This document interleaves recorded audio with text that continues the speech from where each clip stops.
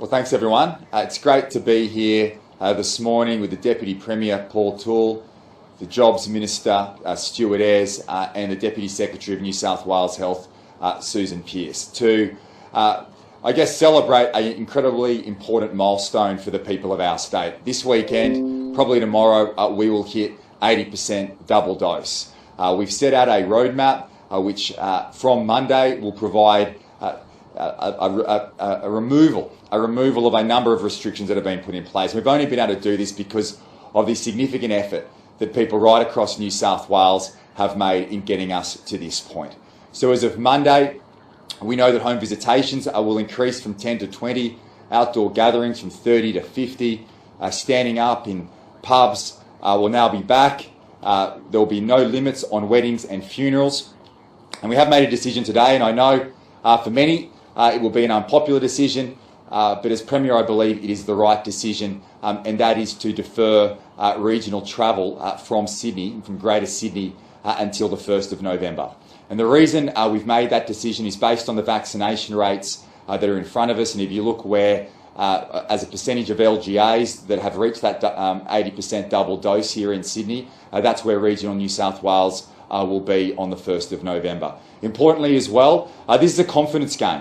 That has been our success last year, instilling consumer confidence, instilling business confidence, and when you look at the figures that have come out, we've seen confidence in Sydney grow during this period of time, but regional New South Wales is in negative territory, and we believe that a lot of that concern has been in relation to the vaccination rate in regional New South Wales not quite being up where it is in Sydney, so we've decided to defer that to 1 November. I know for many people, for many Sydney-siders, and for some in the bush as well, that this will be an unpopular decision, but we're elected to make the right decisions, and I believe the decision that we've made today with our Cabinet Committee is an important one, that and ultimately the right decision. So what we will be doing as well to provide extra business support for those businesses in regional New South Wales that will be inconvenienced and put out by this change. The JobSaver payment, which we are tailing off, we will extend that for regional New South Wales at 30% of payrolls until 1 November. So for businesses across Sydney, that we were still covering here in New South Wales, our 15% share of that, as the Commonwealth has moved away from that program. But for regional New South Wales, we will top that up and pay the full 30% for all businesses up until 1 November. There's another couple of changes, and important changes, and one that's quite significant that we're announcing today. Firstly, for hospitality and restaurants, we had a cap in place of 20 per booking. From 1 November as well, that cap will be removed. So for hospitality catering, there will no longer be a cap from 1 November for bookings made at restaurants across the state. In addition, today, probably the most significant announcement we're making is an end to quarantine. From 1 November, those people, returning Australians, tourists who want to come back, who want to visit Australia, who want to come into Sydney, hotel quarantine will be a thing of the past. We will require that, which will work with the Commonwealth Government, that those people coming into Australia, whether it's a tourist or returning Australian, that you will need to do a PCR test before you board the flight, and that you will need to show proof of that you're double vaccinated. So for double vaccinated people right around the world, Sydney, New South Wales is open for business. We want people back. We're leading the nation out of this pandemic. A hotel quarantine, home quarantine is a thing of the past. We are opening Sydney and New South Wales to the world, and that date will come in on 1 November, and we'll continue to work closely with the Commonwealth Government to make sure protections are in place so that we keep people safe, but we rejoin the world. So this is a significant day for our state. It's not because of the government's work, it's because of every single person right across New South Wales who's gone out, made the effort to get vaccinated. These restrictions will be lifted from Monday as we hit that 80% over the course of the weekend. And to celebrate that feat, on Monday evening, we will be lighting up the Opera House with images of our frontline workers who have made enormous sacrifices, particularly our nurses during this period of time, and to celebrate everyone across New South Wales for the effort they have made in making sure that New South Wales leads the country out of this pandemic. Now I'm going to pass to Minister Ayres, Deputy Premier first, Paul Toolo, who will speak about the regions. Then Minister Ayres will talk about the opportunities and jobs, and particularly the end of hotel quarantine in this state for those who are double vaccinated. And then I will have Susan Pearce, the Deputy Secretary of Health, say some words in relation to the importance of keeping the vaccination program going and encouraging everybody to continue the effort you've made to date in getting out there, getting vaccinated, so we can continue to open up our state safely. Thanks, Premier. And look, can I just say to the people of New South Wales, thank you for coming forward and getting vaccinated. What we've actually seen is we've been able to reach that important milestone of 80% of the state's average being vaccinated earlier than we anticipated. But I still say to those people that haven't come forward, please get vaccinated. Do it for yourself, do it for your family, do it for your friends, and do it for your wider community. I'll also confirm that from the 1st of November, regional travel will be able to occur. I know that with this announcement today, it is going to be frustrating for many people, but we also know this is about protecting the regions. Yesterday, we had a meeting that went for over 3.5 hours. There was discussions around regional travel. And we also know that if we opened up regional communities on Monday, we'd only see 36% of our local government areas being double vaxxed. It is too early, and we know that if we wait another 2 weeks, we'll be in the same position as what Sydney is today. That will see more than 70% of our regional local government areas being double vaxxed. The most important thing here is that regional communities, we want to welcome back our Sydney-siders. We want to welcome them back with open arms. We want to see them going to our businesses in our local communities. But the worst thing to happen would be to actually slam on the brakes, to actually stop people going into these communities and to see a lockdown. And the worst thing we could see for these businesses is a lockdown during the most busiest time of the year, which is going to be that Christmas trade. So we want to make sure that we've got the settings right to be able to help businesses as they go forward. The Premier has also said that the JobSaver payments will be extended. That is important because that's going to support thousands of businesses in regional and rural New South Wales. That support package has been there previously, it will continue, and it's an important initiative going forward. I'd also announced today that the New South Wales Government is providing a $200 million regional economic stimulus package. Now, this is a significant package that's going to get regional communities once again moving. It's going to create jobs. It's going to provide events in our local communities and really see regional communities bouncing back from this virus. Again, I say to the people of New South Wales, thank you for your patience. We're in this together. We want to make sure that we're keeping our communities safe, but we've also got to make sure that there is a balance between protecting communities and opening up.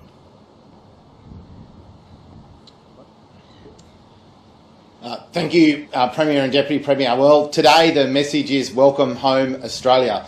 From the 1st of November, for fully vaccinated people, quarantine will no longer be required. That's not hotel quarantine, that's not home quarantine. You'll be able to return home if you're a person from another country who wants to visit or work in Australia and you're fully vaccinated. You'll be able to come to Australia and not have to quarantine. We know from the 1st of November our vaccination rates are going to be incredibly high across this city and across this state, and we want to be able to say to the world that we treat everyone equally, and if you're fully vaccinated you can come and engage in this wonderful state. We will be working closely with the Commonwealth in making sure that pre-departure PCR tests are undertaken, and the Commonwealth will be verifying every single person's vaccination status before they access a flight.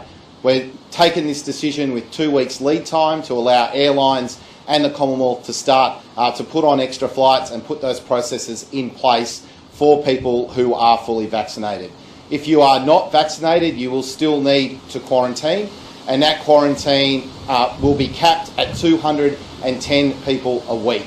This clearly prioritises fully vaccinated people returning to Australia and coming here for work and for leisure. This is a huge pickup for our tourism industry, it's a huge pickup for our economy, and it's a really clear signal to Australians who have had to operate overseas in a really constrained aviation market that we're removing those barriers and allowing you to come home.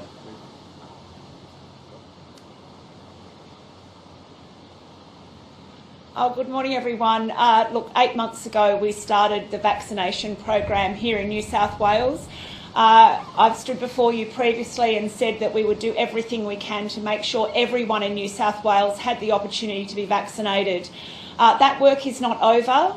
We continue on, but I am so pleased to be able to say that over the weekend we will pass that milestone of 80% double dose for our adult population. We're already over 91% first dose. It has been a remarkable effort by so many people, our health staff, our GPs, our pharmacists, everyone who has come forward in our community to get vaccinated, and they're still coming, most importantly. So we look forward to continuing. Obviously, there's a lot of questions at the moment about when the third doses will occur. What I can tell you is when they do occur and when the ATAGI gives its advice, we'll be ready to assist with that and look forward to getting those third doses into our community as quickly as we possibly can. Thank you.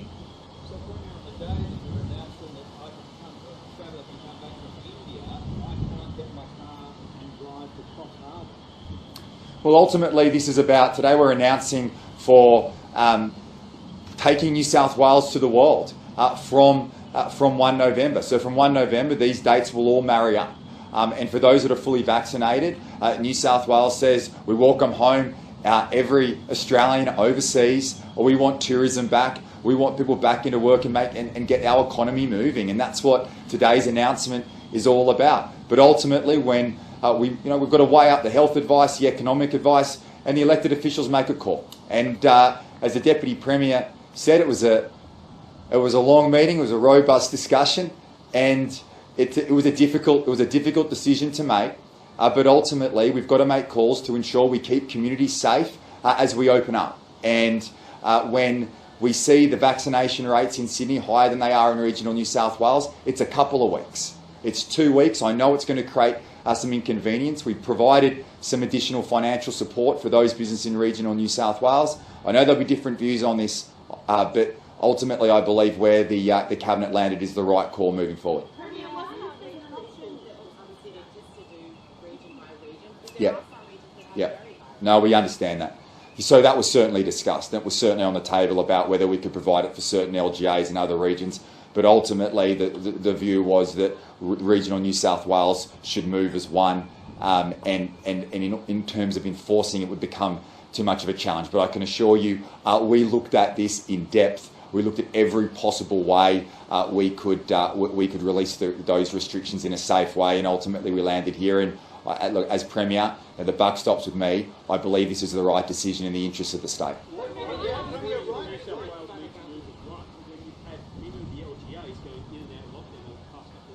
Well, we've got a consistent framework in place. We've had a consistent framework in relation to regional New South Wales. We believed in looking at the affected LGAs in terms of the double dose rate, and we'll provide you with some information which clearly sets out where Sydney is on the LGAs compared to where regional New South Wales is.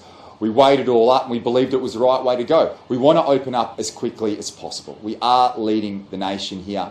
We're opening not just New South Wales up, but we're opening New South Wales to the world today, and we've taken in all the competing advice, and I believe where we've landed is the best place. Premier, right now, the area with the largest source of new infections is the Hunter New England Local Health District. Yep. Now, people from that area right now Yep. are freely able to travel right across the region. So if you say you're doing this to protect people in the regions, what are you protecting them from? Well, it's not a precise science, and you could go through every single LGA, and you could go through every single town centre. What we have done is made a decision based on where the vaccination rates are. We set out a roadmap. We wanted to stick to that roadmap as much as possible to provide certainty and confidence to people across the state. But ultimately, when we look at those details, we have to make decisions on what we believe is the best way to open up as safely as possible. They're not easy decisions. There's always competing views. We accept that. That's going to happen from time to time. We've got to weigh up the health advice, the economic advice. We put it all together, the support for regional New South Wales, where the vaccination rates were at, and we believe it's the right call. What is the health advice? What is the health advice that says to you it's okay to allow the area with the single source of most new infections to travel freely in regional? Well, we look at the vaccination rates. We look at where and ultimately, if you look at where the infections are today, we are below 400. The trajectory of new cases is heading in the right direction, and that's been incredibly positive, and that has been a success. And as we move through this period, as we move through last year, there will always be different views in relation to government decisions. We accept that. There'll be different analysis. But ultimately, we take that all on board and we make the decision that we believe is in the best interest of the state. I accept today, for many people who want to travel to regional New South Wales, this will not be a popular one. But we're here not to make popular decisions. We're here to make the right decisions, and I believe the decision that the Cabinet came to yesterday and into last night was the right one.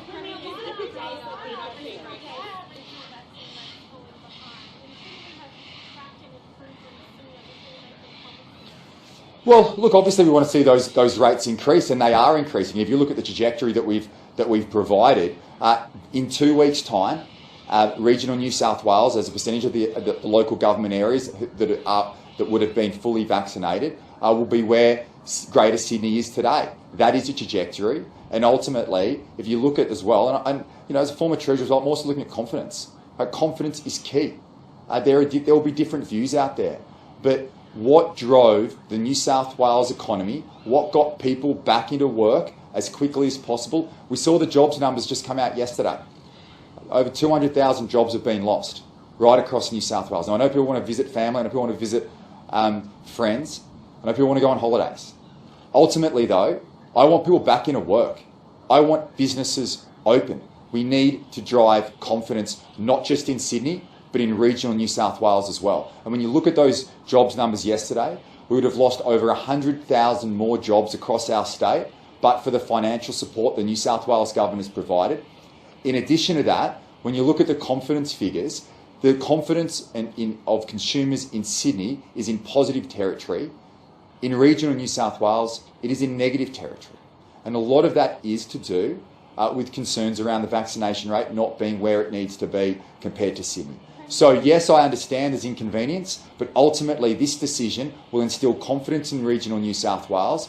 And when we get through this 2-week period on 1 November, vaccination rates there will be where they are in Sydney, and we will be able to open up and keep people safe and get people back into work. That's the focus, and that's the call the government's made.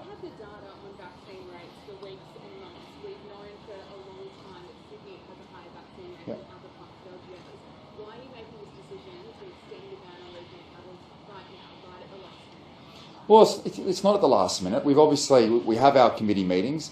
We have been considering this. We obviously deferred it last time, and we've looked at the information. We've taken on the advice. We've listened to that advice, and we've made a decision. But ultimately, governments need to act in the best interests of the people of our state, and we'll be judged based on getting our state open. Will be judged based on getting people back into work, just like we were last year, and getting businesses open. That's my focus. I want every single business to get back on their feet. I want every single worker to get back in a job. And the best way of doing that is opening up safely. A strong health response leads to a strong economic response. That's good for people right across New South Wales. I know, except in many ways, this will be unpopular, but it's the right call. Get some more detail on the overseas travel. Yeah. Hotel quarantine system. So just to confirm, no home quarantine, no facial recognition act that we've been experimenting with. No. And how do you check the vaccination status of people coming in? How do we know that they really are vaccinated with a proper vaccination? Yeah, so I'll ask Stuart Ayres to provide some further information in relation to that, but we'll be working very closely with the Commonwealth. So no one who is fully vaccinated will be able to come into Australia unless that evidence is being clearly provided through Commonwealth authorities. The Commonwealth government will be running that aspect of this program, but there is no reason as to why people right across the world who are fully vaccinated should need to hotel quarantine or home quarantine for 2 weeks.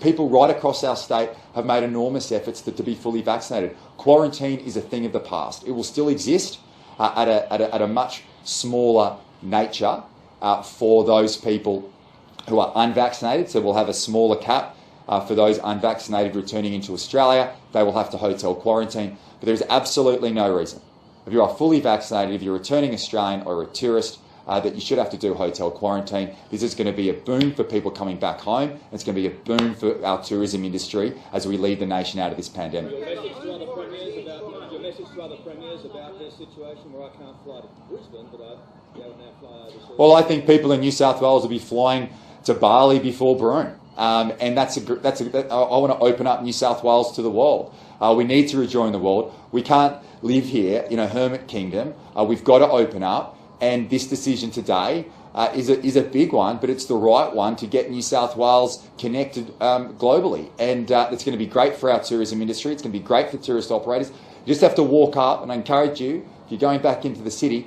walk up, just walk back to the city and see some of the small businesses here, the convenience stores, the cafes that rely on tourism for their existence and their trade. They have done it incredibly tough now for 18 months. So we're bringing people back to this great state. Oh, Stu will talk about. Do you want to talk about the trial? Yes, Stu's going to talk about the trial. Yeah. I know the home quarantine trial has been incredibly effective. It's identified for us that the location and facial recognition-based services app works incredibly well. It also has told us that our ability to do that at scale is immensely challenging. The resources at the back end of being able to monitor those people are not commensurate with the fact that our vaccination rates will be at 90% and above from the 1st of November. There is absolutely no reason why we should take health staff or police staff or other public servants away from their frontline duties for them to monitor people in quarantine who have exactly the same vaccination status as 90% of people in New South Wales. This is about bringing our roadmap into alignment. It's about making sure we reopen to the world and we do so in a safe way. We are being very clear about people who are unvaccinated. We are having a low cap, 210 people a week who are unvaccinated. They will still have to quarantine. People won't be able to fly to Australia unless they conduct a PCR test pre-departure, and they've also got a TGA recognised vaccine, and that vaccine status has been verified by the Commonwealth. This operates exactly the same way people travel into Australia now, with things like a visa system. States are not responsible for border security. We have played our role in quarantining people in our states, but now is the time for us to transition from where we have been in quarantine to no quarantine. And this is consistent with what is in the National Plan. Phase C and D of the National Plan say that when we reach these rates of vaccination, we should be removing quarantine. I accept that New South Wales is further ahead than some other states. That's because we came through Delta first. We got our vaccination rates up first. And we're seeing what's taking place in Victoria, and vaccination rates are moving quite well through the other states.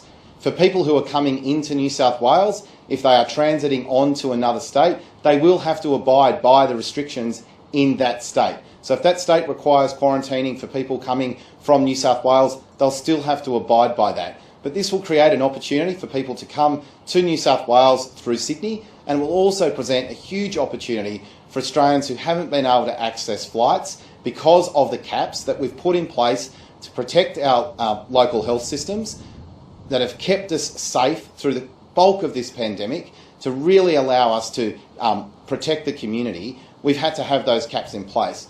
Removing caps and forcing people into home quarantine for no discernible benefit makes absolutely no sense at all. Today's decision is absolutely consistent with the National Plan. We're not putting any additional pressure into the system. We're merely saying to people we're removing those restrictions and regulations that have capped the amount of people that can come into New South Wales. And if you do need to transit to another state, given every state will be on a separate trajectory, you need to be aware of what the restrictions will be in those other states.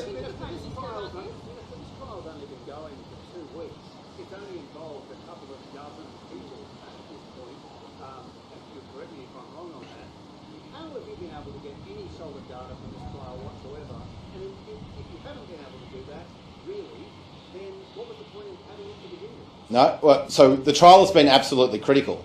What the trial has told us is the technology works for identifying that people are in their home, that they're following the restrictions and the quarantine requirements. It has also told us in the first 2 weeks, unequivocally, without doubt that the resourcing required by the government to monitor that system does not make sense when you are operating within a 90% plus vaccinated community. The whole point of having quarantine is to protect the community.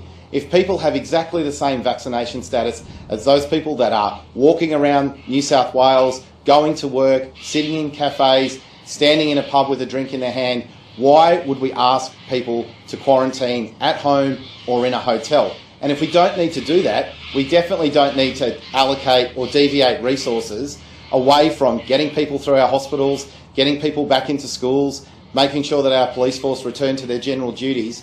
We've had to deviate those resources for the last 20 months to fight this pandemic. We asked people to get vaccinated. They have followed our instructions. Now we have to keep removing these restrictions, and one of those things is removing quarantine. But Minister, how can anyone have confidence that November 1's going to happen? If you've already moved the regional travel rules now 3 times, how do we trust November 1? Well, I think both the Premier, the Deputy Premier and Deputy Secretary Pearce made it very clear that we're making a prudent decision here. One of the reasons why we have to make this decision is because of the rapid uptake of vaccines in Sydney. It's not that the vaccine uptake in regional New South Wales has been slow, it's been exceptional. What we've seen is a really quick uptake of second dose vaccines in Sydney, and that has meant that the gap between Sydney and regional New South Wales has got larger. So what we've done is adjust our roadmap to reflect the vaccination rates. And that's exactly what the roadmap has been doing right from day one. Why would we expose communities in regional New South Wales to additional travellers from Sydney? And bear in mind, whilst vaccination rates in regional locations might be diverse from one LGA to the next, Sydney's a city of 5 million people. The 20% of the 5 million here is a lot of people that can travel around regional New South Wales. 20% in a small LGA represents a very low raw number. This is a decision proportionate to risk. It's based on health advice, and it assures that we keep regional economies moving with their local constituencies, with their local economies, with their local customers, and when it's safe to do so, we allow the 5+ million people from Sydney to move safely around regional New South Wales, and that will happen at the same time as we open our state up to the world. So once again, New South Wales is moving in unison. Susan Pearce, can I just ask Susan Pearce, we have to ask this question. Does health agree with this move? Is it the right thing to do, or is it...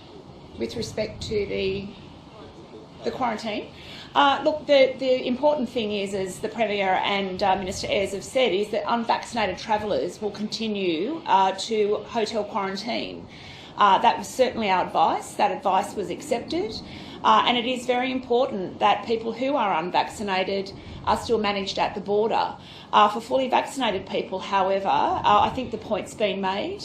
We have an exceptionally high rate of vaccination here in New South Wales.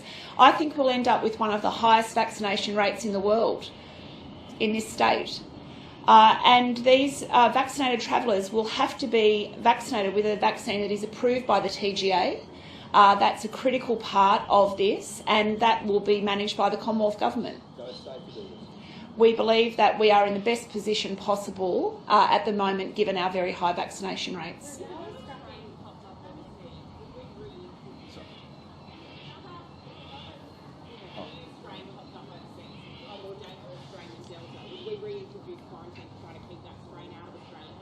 Well, I think the first thing we would do is make sure we consulted our public health officials on what impact that will have.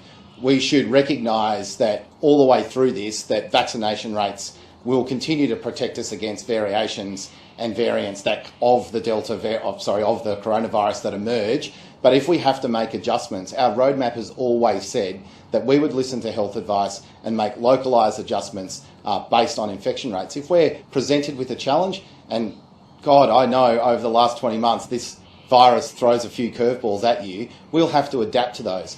But we're in a much, much better position to adapt to any of those challenges, because from 1 November, 90+% of this state is going to be fully vaccinated. That's an extraordinary achievement. It's world record speed. It's built on the fantastic work of people like Susan Pearce and the health team that have been out right across communities. They're doing that in regional New South Wales now. that gives the government so much confidence to be able to back in the health advice and the health decisions. So if we get presented with that challenge, we'll respond to it, but we're in a much better position than where we were even just 3 months ago.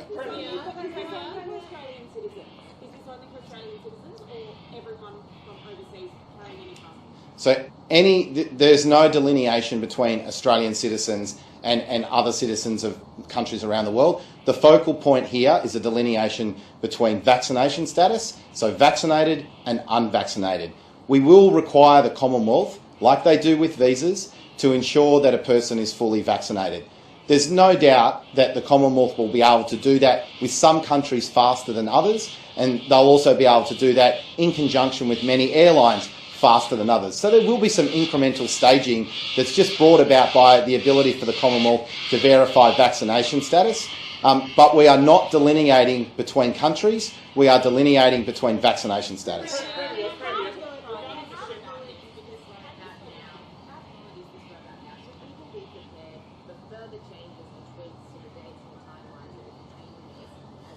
We're very confident with what we put together. There has been changes, some on the upside, some on the downside. We take the restaurant decision today in relation to caps. We considered that. It was not part of the roadmap, but we believe it was the right decision. What we're not going to do is stick doggedly to a position if we believe that position is incorrect. We will always change our thinking, but ultimately what a roadmap does is provide as much confidence and certainty as the government can provide for businesses and people right across our state. So, sure, from time to time there'll be changes, but we believe as we're getting close. I mean, look at those figures. We are almost there, and we're very close to opening up. Now, I think the point that Minister Ayres made is incredibly essential, and that is the fact that the changes were made not because regional New South Wales was slow in terms of receiving a second vaccination. It's just that Sydney has been so fast. It's been a great thing for the people of Sydney who have come out and been double vaccinated much faster than we had anticipated. And so following that, we've made this decision. I think today is a great day for the people of our state right across the board. Yes, there have been some difficulties in one of the announcements today. I accept that, but it's the right decision.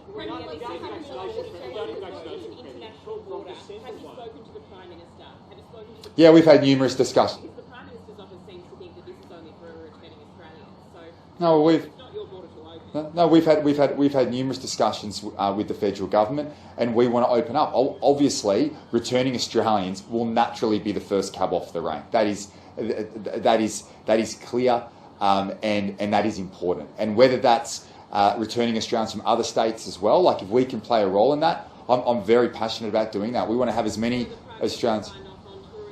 No, obviously, no. We're going to get tourists back as quickly as possible. From a New South Wales perspective, we're not going to discriminate.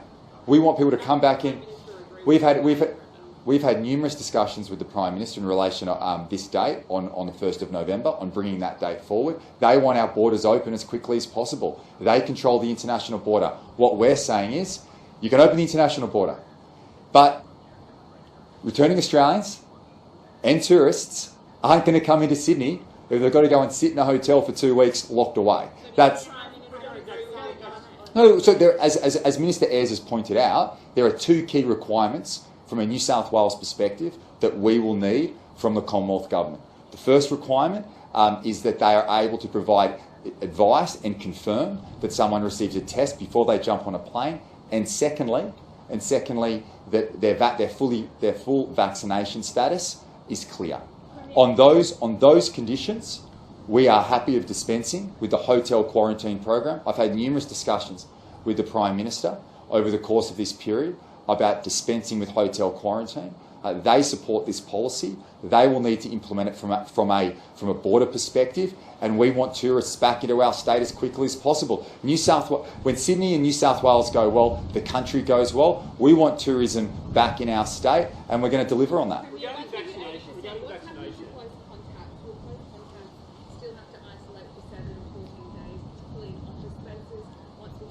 Yeah. So we've made it clear in relation to close contacts that there'll be greater restrictions in place there, but those for the fully vaccinated, that quarantine or isolation period has been restricted down to 7 days. But we'll provide further clarity in relation to that. But what's very important is what the perception of a close contact before, which was if you walked into a restaurant or you were just like myself when I ended up having a coffee a mile away from the person who had COVID, that constituted a close contact and 14 days isolation.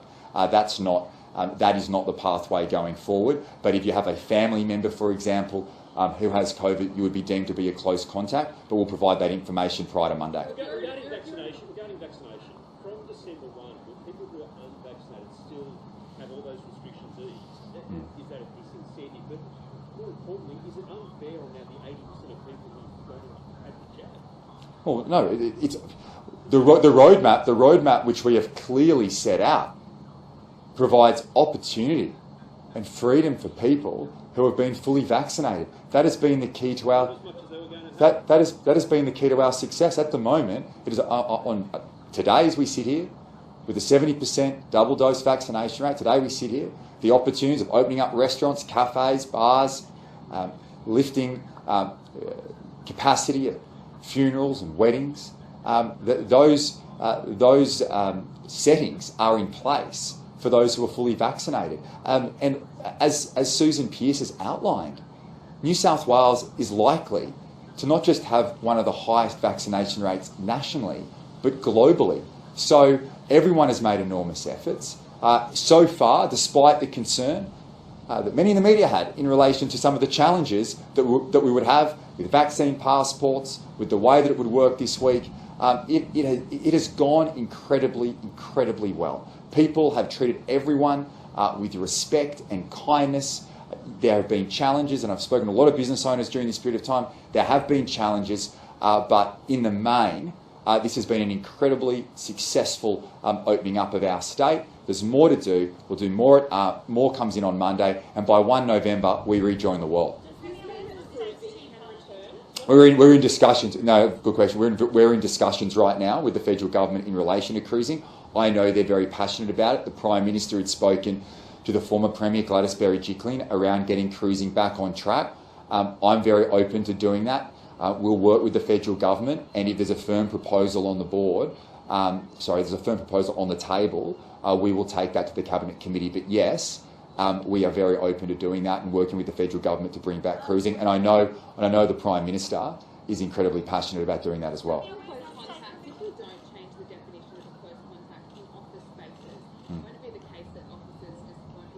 No, we'll be very clear. We'll provide that information over the weekend.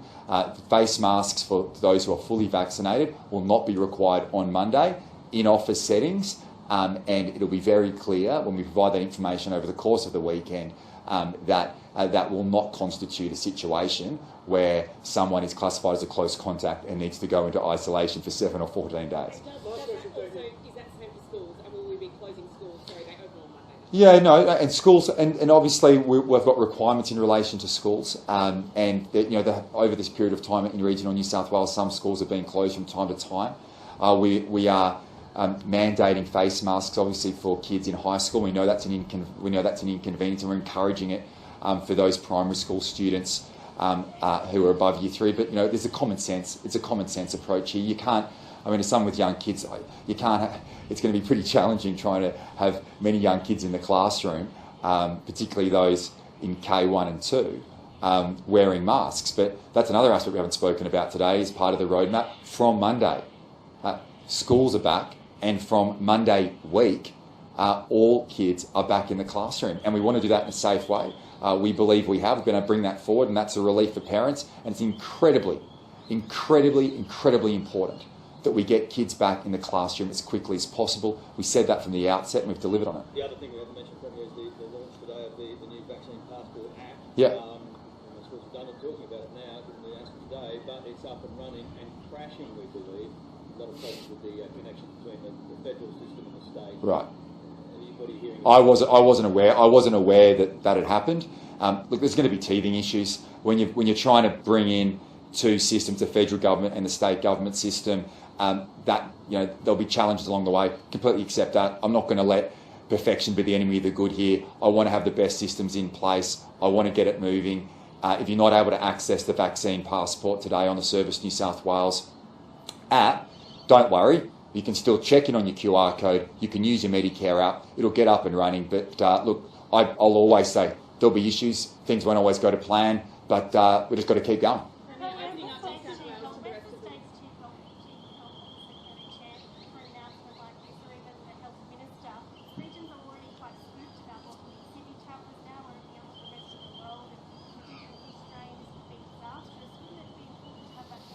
I think people in regional New South Wales will be very confident today based on the decision we've made. So that's the first. But look, from time to time, I will make decisions in relation to the messages that I believe the public need to hear on different days with different announcements. And today I thought it was very important that Susan Pearce, who's the Deputy Secretary of Health, provided information into vaccination and driving the vaccination rates across particularly regional New South Wales, but right across the state, because there's a long journey to go. It's a long journey to go, and it's about providing, from my perspective, the message of the day, the clear message, and based on the different announcements on different days, we'll have different ministers and different members of the departments who we think will be able to provide the clear messages that the government wants to convey at any point in time.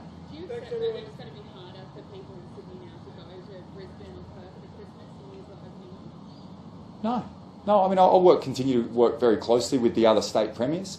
I mean, obviously Victoria's going through an incredibly difficult time. Their case numbers are still really high, so our thoughts and prayers are with the people of Victoria. I'll continue to have those discussions with Dan Andrews, but they're very much focused today on getting their state through this difficult time. I believe the roadmap we've set is the right approach. But on one hand, you say we're going too quickly. On the other hand, you say, well, we're not doing enough. That's probably a good sign that we've got it right. Absolutely. The alternative is to stay closed from the world. We're not doing that. Well, Sydney is Australia's truly only global city. When people think of Australia, they think of this. And we're rejoining the world, and we're rejoining on 1 November. And we want returning Australians to come back. I want those from other states who want to come back, come through Sydney. Stay in Sydney. And if it takes you a while, and as Minister Ayres has pointed out, we can't control the quarantine requirements in the other states. But if you're a returning Australian and you want to come here, stay in New South Wales and stay in Sydney. Have a great time here before you go home and spend up big and help our small businesses. And the fact that we'll be the only city and state open to the world is going to be boom time for New South Wales. Thanks, everyone.